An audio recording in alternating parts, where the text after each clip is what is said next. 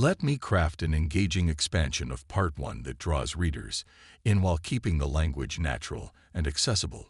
On a bright spring afternoon, when the cherry blossoms were in full bloom and children's laughter filled the air, a little girl with warm brown eyes and the sweetest smile sat in her purple wheelchair near the playground's butterfly garden.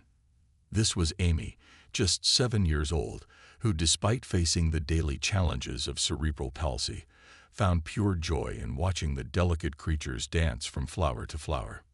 The local park had become Amy's sanctuary, a place where she could feel just like any other kid. Her older sister Jenny, a protective 13-year-old with a kind heart, always made sure these park visits were special. Today, Jenny had packed their favorite snacks, apple slices and peanut butter sandwiches cut into heart shapes, just the way their mom made them. Amy's face lit up as a monarch butterfly landed on a nearby flower. "Look, Jenny," she whispered excitedly, her eyes sparkling with wonder. Jenny knelt beside her sister's wheelchair, sharing in her amazement.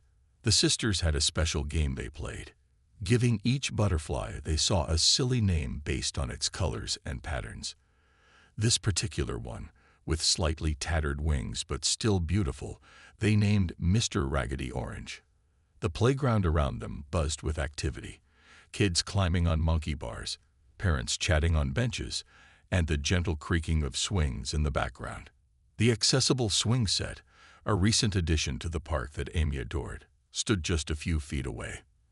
They were waiting for it to become free, passing time by watching their colorful winged friends. Jenny had just opened their snack bag when she noticed 2 police officers walking with purposeful strides toward them. Something about their approach made her stomach twist slightly. They weren't wearing the friendly expressions she was used to seeing on the community officers who sometimes visited their school. Instead, their faces held something that made Jenny instinctively move closer to her sister's wheelchair. The late afternoon sun cast long shadows across the playground as more families began heading home. A gentle breeze carried the scent of freshly cut grass and blooming flowers, but the peaceful atmosphere was about to shift dramatically. Neither Amy nor Jenny knew that this ordinary park visit was about to become anything but ordinary. As the officers drew nearer, Amy was still focused on her butterflies, completely unaware of the approaching situation. She pointed out another one, this time a small yellow butterfly that fluttered just out of reach. Jenny tried to maintain a calm demeanor for her sister's sake, even as she noticed the officers' hands resting on their belts in a way that seemed unnecessarily alert. What the approaching officers didn't realize was that among the remaining parents and grandparents in the park, someone of great importance was watching the scene unfold. Sometimes, the most powerful witnesses come in the most unassuming packages. In this case, a grandfather in a casual sweater, sitting on a weather-worn park bench, who had spent decades ensuring justice was served in courtrooms across the state. The setting sun painted the sky in soft pinks and oranges, but the peaceful evening was about to be disrupted by an incident that would spark important conversations about prejudice, disability rights, and the true meaning of protecting and serving the community. The butterfly garden, usually a place of joy and wonder for Amy, was about to become the stage for an unexpected confrontation that would change not just one police department, but an entire community's approach to inclusive policing. This seemingly ordinary moment in time was balanced on the edge of becoming something much more significant, a catalyst for change that would ripple through their small community and beyond. None of the people present could have guessed that this peaceful evening would become a turning point in their town's history. The 2 officers reached Amy and Jenny, their boots crunching on the gravel path. Officer Davidson, the taller one with a clean-shaved face and cold eyes, spoke first. His voice carried none of the warmth you'd expect from someone meant to protect and serve. "What are you 2 doing hanging around here?" he demanded, his shadow falling across Amy's wheelchair. Jenny felt her throat tighten, but she kept her voice steady, just like her parents had taught her. "We're just watching butterflies, sir. We come here almost every day after school." She gestured toward the butterfly garden, where the monarch they'd named Mr. Raggedy Orange was still floating between flowers. "Officer Miller, shorter but somehow more intimidating with his crossed arms and furrowed brow, circled around the wheelchair. "This is a playground area. Seems suspicious to be just sitting here watching things." The way he said "watching things" made it sound like they were doing something wrong, something criminal. Amy, who had been happily lost in her butterfly world, finally noticed the tension in the air. Her smile faded as she looked up at the towering figures. "Jenny," she whispered, reaching for her sister's hand. The fear in her little voice made Jenny's heart ache. "My sister has cerebral palsy," Jenny explained, trying to keep her voice from shaking. "We're waiting for the accessible swing to be free. See." She pointed to the special swing just a few yards away, where another child was currently playing. But Officer Davidson wasn't listening. Instead, he was eyeing the small backpack hanging from Amy's wheelchair. "What's in the bag?" he demanded. Before Jenny could answer, he reached for it. "That's just our snacks." Jenny stepped forward, protective instinct taking over. "Please, you're scaring my sister." Indeed, Amy had started to tremble, her eyes filling with tears as she clutched her butterfly-patterned blanket tighter around her legs. Other families at the park began to notice what was happening. A mother pushed her stroller closer, pretending to adjust her baby's hat while watching intently. A grandfather on a nearby bench set aside his newspaper, his eyes narrowing at the scene unfolding before him. Officer Miller's radio crackled, but he ignored it, too focused on what he seemed to think was a major investigation. Among the concerned onlookers, a distinguished elderly man in a navy cardigan shifted forward on his bench. This was former Judge Robert Chen. Though to his grandchildren playing nearby, he was simply their loving Papa Bob. His experienced eyes hadn't missed a single detail of the unfolding scene, and his steady hands held his phone, carefully recording everything. The setting sun caught the silver in his hair as he watched the officers continue their baseless interrogation of the two sisters. 40 years on the bench had taught him to recognize injustice when he saw it, and this situation made his blood boil, even as he maintained his outer calm. His granddaughter tugged at his sleeve, asking why those police officers were making the little girl cry, and he gently whispered for her to stay close. Through his phone screen, he captured Officer Davidson's aggressive stance, the way Officer Miller kept circling the wheelchair like a predator, and most importantly, the growing distress on the faces of both sisters.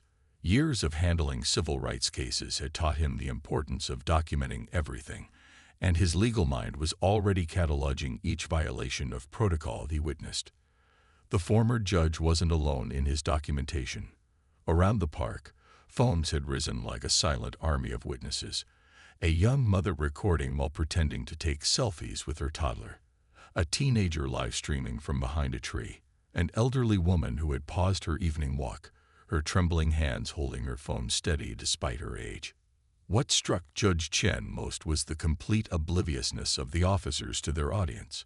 They were so focused on intimidating two innocent girls that they failed to notice the growing crowd of witnesses. Their badges gleamed in the evening light as they continued their inappropriate questioning, each word digging them deeper into what the judge knew would become a significant legal situation. "I've been on the force for 15 years, Officer Davidson was saying, his voice carrying across the now quiet playground. "And I know suspicious activity when I see it." The irony of calling a disabled child's butterfly watching suspicious would have been laughable if it wasn't so tragic. Judge Chen noticed a familiar face in the crowd, Mrs. Gloria Rodriguez, a local community organizer he'd worked with on several youth programs. Their eyes met briefly, a silent understanding passing between them. She was already on her phone, likely contacting the right people, while keeping her position near the scene. The former judge had seen enough. Setting his phone to continue recording, he stood up, his movements deliberate and calm.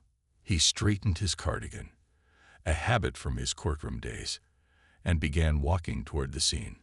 His grandchildren stayed on the bench as instructed, though their wide eyes followed their grandfather's every move.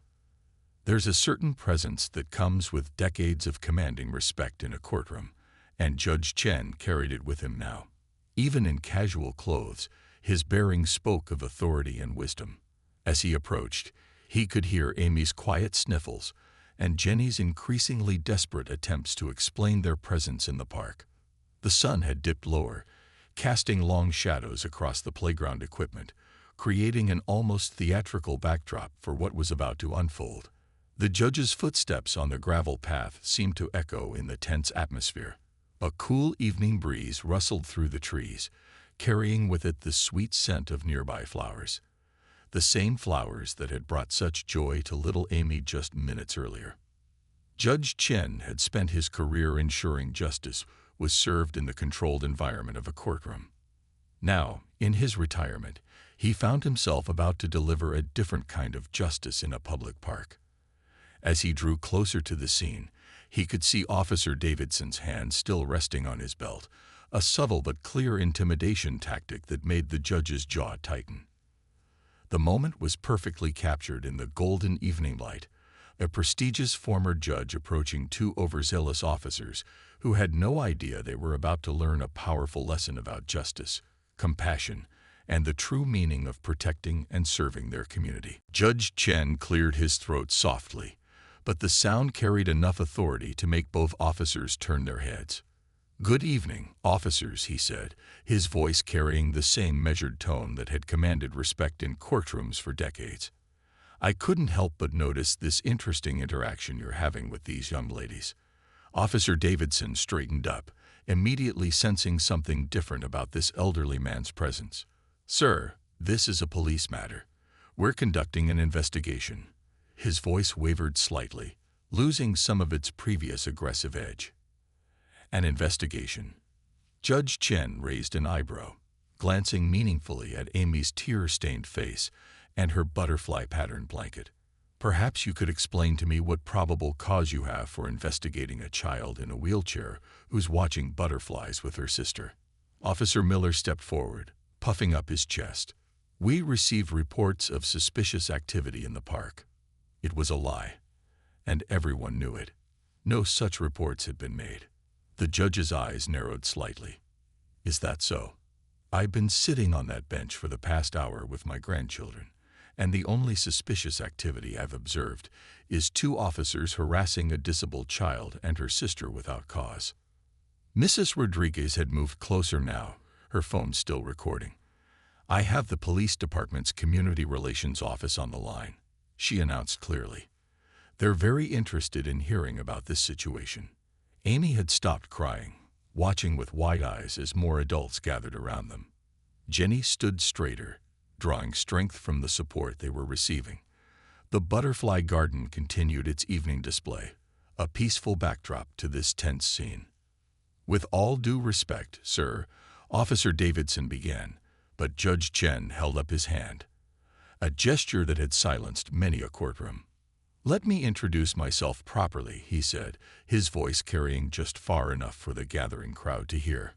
"I'm retired Judge Robert Chen. I served on the federal bench for 40 years, specializing in civil rights cases." He paused, letting that sink in. "And I've been recording this entire incident." The change in the officer's demeanor was immediate and dramatic. Officer Miller's face paled visibly, while Officer Davidson took an unconscious step backward. The hand that had been resting on his belt dropped to his side. "Now," Judge Chen continued, moving to stand beside Amy's wheelchair, "I would be very interested in hearing how you plan to justify your actions today. Perhaps we should start with your decision to question these children without a parent or guardian present. Or shall we discuss your suggestion that this young lady's medical equipment might be used to hide something illegal?" A gentle breeze rustled through the butterfly garden, and a yellow butterfly floated past, momentarily catching Amy's attention. Even in this tense moment, her love for the delicate creatures showed in her eyes, reminding everyone present of the pure innocence they were supposed to be protecting. "We were just doing our job," Officer Miller attempted, but his voice lacked conviction. "Your job," Judge Chen replied firmly, "is to protect and serve. Tell me, who exactly were you protecting by intimidating these children? What service were you providing to our community by making a disabled child cry at her favorite butterfly garden?" The gathering crowd had grown larger, their phones capturing every word. Parents held their children close, elderly parkgoers shook their heads in disapproval, and teenagers typed furiously on their phones, no doubt sharing the scene on social media. The sun was setting in earnest now, painting the sky in deep oranges and purples, as if nature itself was providing dramatic lighting for this moment of accountability. The officers' badges caught the fading light, a reminder of the responsibility they had failed to honor. As Judge Chen stood there, protecting the sisters with his presence, it was clear to everyone watching that this evening would have far-reaching consequences. Sometimes justice arrives not in a courtroom, but in a peaceful park at sunset, witnessed by butterflies and concerned citizens armed with phones and a sense of right and wrong. Mrs. Rodriguez stepped forward, her phone still held steadily in her hand. "The community relations officer would like to speak with you directly," she said to the officers, her voice firm but professional. "And I should mention that as the head of our local community outreach program, I've already messaged our police chief about this incident." The atmosphere in the park had shifted dramatically. Where moments ago the officers had been the ones wielding authority, they now found themselves surrounded by a wall of community solidarity.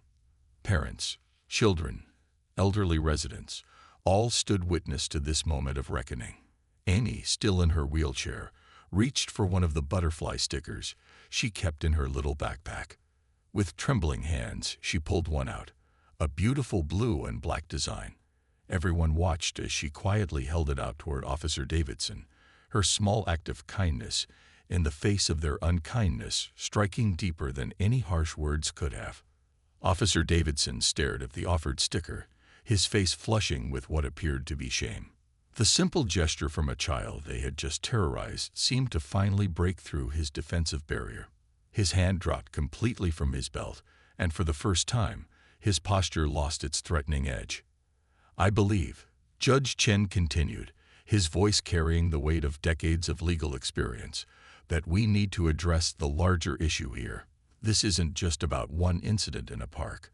This is about the fundamental relationship between law enforcement and the community they serve, particularly its most vulnerable members." Several people in the crowd nodded in agreement. A young teacher who often brought her class to this park for nature studies had tears in her eyes. An elderly man with a cane, who came to feed the birds every evening, shook his head sadly at the officers.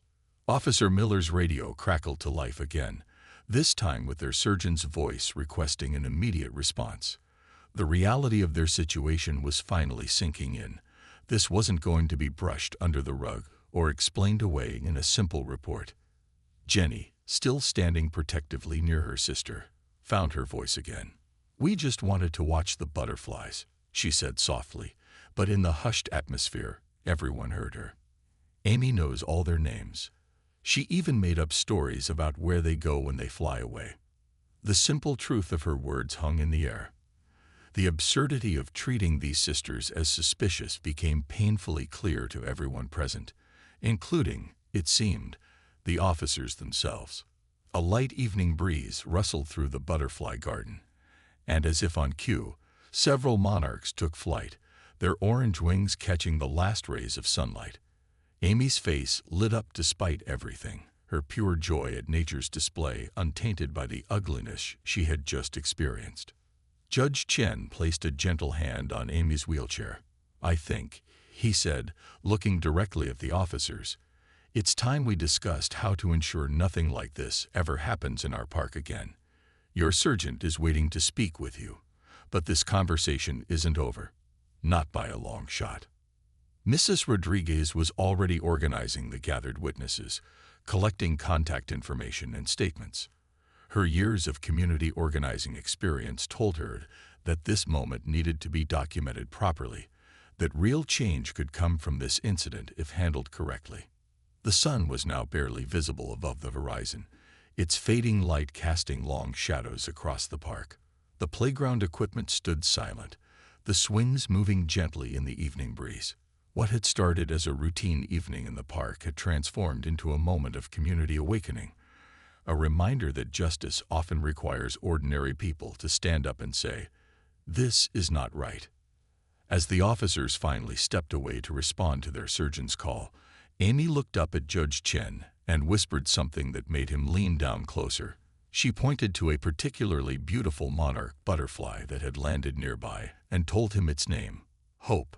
In that simple moment, even the most hardened hearts in the crowd felt something shift, a reminder of the innocence they were all responsible for protecting. Within hours of the park incident, videos began spreading across social media platforms like wildfire. Local community groups shared the footage, each clip showing a different angle of the confrontation. The image of a scared little girl in a wheelchair being interrogated by two officers struck a chord with people far beyond their small community. Amy and Jenny's parents arrived at the park just as the officers were leaving. Their mother, a dedicated special education teacher known for her gentle patience, had tears streaming down her face as she hugged her daughters. Their father, still in his nurse's scrubs from his shift at the children's hospital, stood in stunned silence as Mrs. Rodriguez showed him the recordings. "I see children like Amy every day at work," he finally said, his voice thick with emotion. "I help them, care for them, make them feel safe. And here, in our own neighborhood." He couldn't finish the sentence, pulling both his daughters closer instead. Judge Chen remained with the family, his grandchildren now sitting quietly on a nearby bench, watching their grandfather with newfound admiration. He spoke softly with Amy and Jenny's parents, explaining how his recordings and testimony could help ensure this incident led to real change. Local news vans began arriving at the park, their reporters moving carefully, respectfully keeping their distance from the family. Mrs. Rodriguez acted as a buffer, organizing impromptu interviews with witnesses who were willing to speak. Each person shared their perspective, their words painting a picture of a community united against injustice. A young boy about Amy's age approached her with a handful of fresh flowers he'd picked from his mother's garden next to the park. "For your butterfly garden," he said shyly, placing them near her wheelchair. This simple act of kindness brought fresh tears to everyone's eyes. The police chief arrived personally, having seen the videos that were already circulating. His face was grave as he approached the family, his badge catching the light from the newly activated park lamps. He didn't try to defend his officers or make excuses. Instead, he listened to the parents, to the witnesses, to Judge Chen, but most importantly, to Amy and Jenny. Amy, who had finally stopped trembling, told him about her butterfly friends, about how she came to the park every day to see them. "They're never mean to anyone," she said softly, her words carrying more weight than any adults could have. "They just make people happy." The chief knelt down beside her wheelchair, his own eyes glistening. "You're right," he said, "and that's what we're supposed to do too. Help people and make our community better, not worse." Mrs. Rodriguez had already organized a community meeting for the following evening at the local community center. Parents, teachers, disability advocates, and concerned citizens were all planning to attend. The incident had sparked something in the community, a determination to ensure their park remained a safe space for everyone. As darkness fell completely, the park's lights created a gentle glow around the remaining group. Fireflies began to appear, their soft lights blinking like nature's own protest against the darkness of prejudice. Amy watched them with wonder, her earlier fear gradually being replaced by the realization that she was surrounded by people who cared. Jenny, still holding her sister's hand, spotted something remarkable. A group of butterflies had settled in for the night on flowers near Amy's wheelchair, their wings gently closing and opening in the evening breeze. Even in the growing darkness, their presence seemed to symbolize something important, that beauty and gentleness could persist even after difficult moments. The family finally prepared to head home, but this wasn't an ending. It was a beginning. Judge Chen exchanged contact information with them, promising to help guide them through what would come next. Mrs. Rodriguez hugged both girls, whispering words of encouragement. The community that had gathered wouldn't forget this evening, and they wouldn't let its lessons go unheeded. The next morning dawned with Amy's story making headlines across local news outlets. The family's phones buzzed constantly with messages of support from friends, neighbors, and even strangers who had seen the viral videos. Their quiet suburban life had suddenly become the center of an important conversation about community policing and disability rights. Amy and Jenny's father sat at their kitchen table, still in his morning robe, scrolling through countless social media shares of the incident. Their mother was gently braiding Amy's hair for the day, adding her favorite butterfly clips. The house felt different somehow, as if the previous day's events had filled their home with both heaviness and hope. Local disability rights organizations reached out, offering support and advocacy. The head of the largest group, a woman who used a wheelchair herself, spoke passionately on the morning news about the incident. "When we talk about protecting our community," she said, her voice firm and clear, "we must remember that means protecting everyone in it, especially our most vulnerable members." By mid-morning, Judge Chen had helped the family connect with a respected civil rights attorney who specialized in disability law.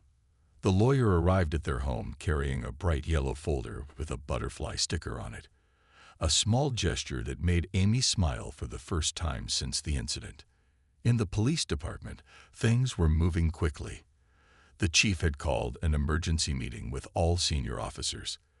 The videos played on a large screen in the briefing room, the silence heavy as they watched their colleagues' actions. "This isn't who we are," the chief declared, his voice echoing in the quiet room. "This isn't what we stand for. And things are going to change." Meanwhile, Mrs. Rodriguez had transformed the community center into a command center of sorts. Volunteers streamed in and out, carrying posters and pamphlets about disability rights and community policing. Someone had created beautiful butterfly-themed decorations for the evening's meeting, turning the space into a symbol of transformation and hope. The morning news showed clips of other parents bringing their children with disabilities to the park, a gentle but powerful form of protest. They came with their wheelchairs, walkers, and other mobility aids, all gathering near the butterfly garden, where Amy had been harassed. Each family brought flowers to add to the garden, creating an impromptu memorial to innocence and inclusion. Jenny's middle school principal announced a special assembly about disability awareness and community unity. Her classmates, who had seen the videos, created hundreds of paper butterflies, each with messages of support for Amy and others like her.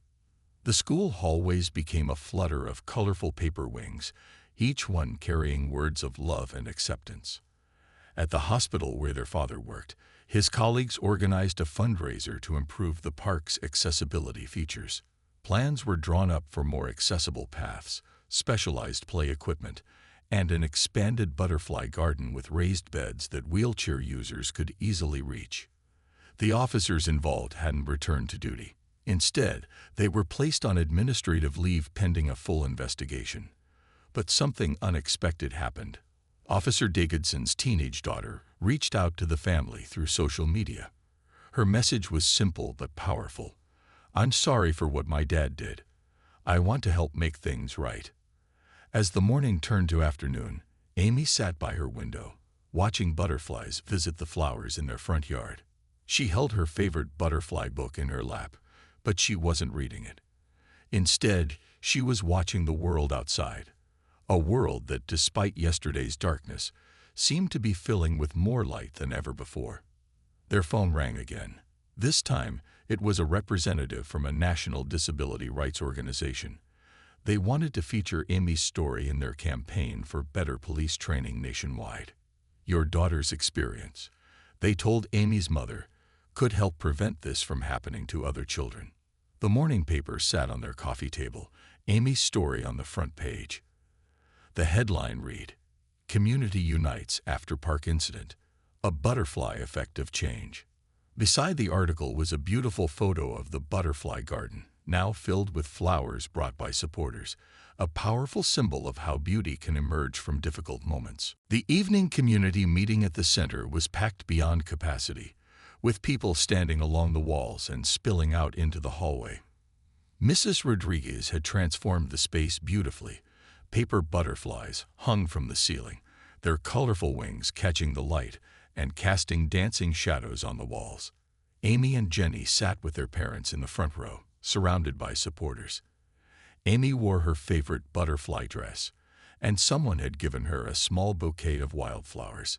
Judge Chen sat nearby, his presence lending gravity to the gathering. The police chief sat on the other side, having chosen to attend in civilian clothes rather than his uniform, a subtle but meaningful gesture. When Amy's mother stood to speak, the room fell silent. Her voice trembled at first, but grew stronger with each word. "My daughter sees beauty in this world that many of us miss," she said, looking at Amy. "She notices the smallest butterflies, the quietest flowers. Yesterday, some people tried to make her feel like she didn't belong in our park. Today, I see hundreds of you here saying otherwise." The head of the disability rights organization spoke next, outlining specific changes needed in police training. She shared stories from other families who had faced similar discrimination, though few had been fortunate enough to have a retired judge witnessing their ordeal. A young police officer, relatively new to the force, stepped up to the microphone. "I became an officer to protect people," she said, her voice carrying across the hushed room. "What happened yesterday? That's not protection. That's not service. We need to do better, and many of us want to do better." The community center's director unveiled plans for a new program: regular meetups between local police officers and families with disabled children. "Understanding comes from connection," she explained, showing drawings of planned activities and workshops. "We need to bridge these gaps before they become chasms." Mrs. Rodriguez presented a petition with thousands of signatures, collected in just 24 hours, calling for mandatory disability awareness training for all city employees. The police chief stood to announce that such training was already being scheduled, but he wanted the community's input on how to make it meaningful rather than just procedural.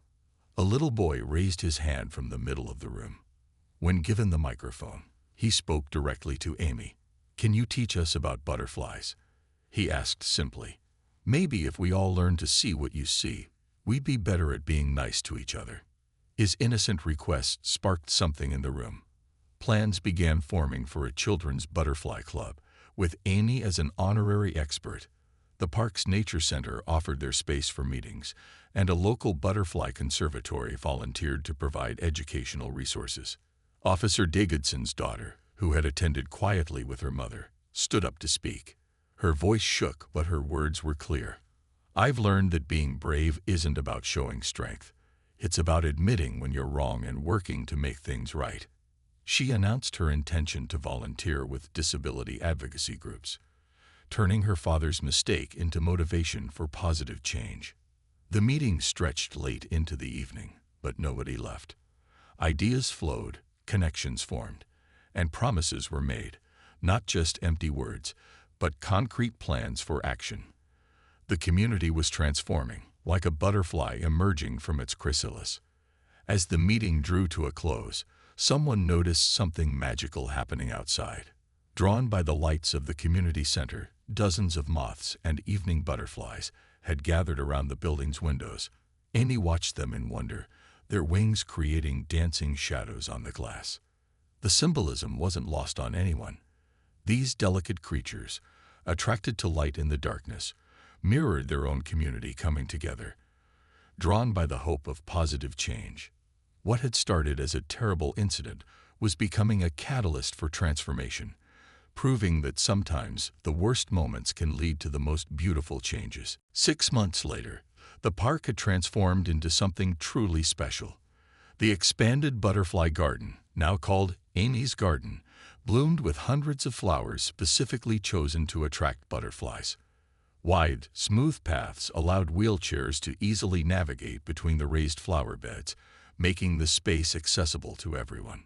On this particular sunny morning, Amy was leading her first official butterfly tour for a group of elementary school students. She sat proudly in her wheelchair, wearing a specially made vest with "Junior Butterfly Guide" embroidered on the back, pointing out different species to excited children who hung on her every word. The police department had undergone its own metamorphosis. Officer Davidson and Officer Miller, After completing extensive sensitivity training and spending time working with disability advocacy groups, had become vocal champions for change within the force. Today, they stood at the edge of the garden, wearing civilian clothes, watching Amy teach with a mix of regret and hope in their eyes. Judge Chen sat on his familiar bench, now decorated with butterfly carvings, watching the scene unfold. His grandchildren played nearby, wearing T-shirts from the new Butterflies for All program that had spread to parks across the city. The incident that had sparked such outrage had led to real, lasting change. Mrs. Rodriguez had successfully established a permanent community oversight committee for the police department, with special focus on interactions with disabled citizens. The committee included parents, disability advocates, and even Amy's father, who brought his medical expertise to the table. Jenny, now a dedicated advocate herself, had started a club at her school called Wings of Change, teaching other teenagers about disability rights and the importance of standing up for what's right.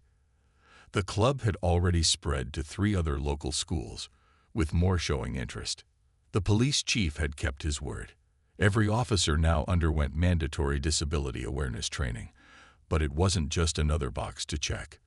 The training included real interactions with families like Amy's, learning about their daily challenges and joys. The department had become a model for other cities, with police chiefs from across the country visiting to learn from their example. Amy's butterfly book had been published, a beautiful guide to local butterflies, written from her unique perspective, and illustrated with photographs taken by community members. The proceeds went to maintaining the garden and funding accessibility projects in other parks. As Amy finished her tour, a monarch butterfly landed on her wheelchair's handlebar. The children gasped in delight, and Amy smiled, remembering how she used to watch these same butterflies alone. Now she was sharing their magic with others, helping them see the world through her eyes. Officer Davidson's daughter had kept her promise too. She now ran regular workshops teaching young police cadets about the importance of understanding and protecting all members of their community. Her father often joined her, sharing their story as a powerful lesson in humility and growth.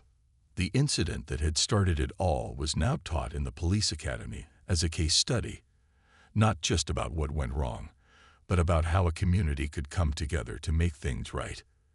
The viral videos had evolved into teaching tools, showing future officers the importance of their actions and attitudes.